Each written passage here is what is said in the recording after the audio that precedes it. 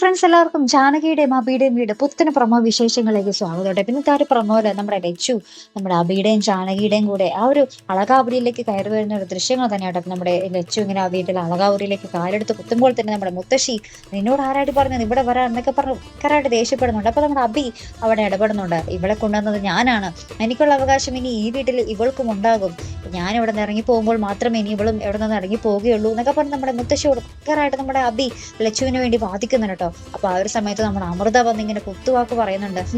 അഭിയേട്ടനാണമ്മ ഇവിടത്തെ ഏറ്റവും വലിയ ആൾ, അച്ഛനെ മണിയടിച്ച് കിട്ടേണ്ടതൊക്കെ വാങ്ങാനുള്ളതൊക്കെ അഭിയേട്ടൻ നേരത്തെ മേടിച്ച് വെച്ചിരിക്കുക, എന്നിട്ട് മറ്റുള്ളവരെ നോക്കുന്നു, മറ്റുള്ളവർക്ക് വേണ്ടി ജീവിക്കുന്നു എന്നുള്ള ഒരു ഭയങ്കരമായിട്ടുള്ള ഒരു കപട നാടകവും എന്നൊക്കെ പറഞ്ഞ് നമ്മുടെ അമൃത ഭയങ്കര കുത്തുവാക്കുകളൊക്കെ പറയുന്നുണ്ട് കേട്ടോ. അപ്പൊ ഇതൊക്കെ കേൾക്കുമ്പോൾ നമ്മുടെ ജാനകിക്ക് അങ്ങോട്ട് സഹിക്കാൻ പറ്റുന്നില്ല കേട്ടോ.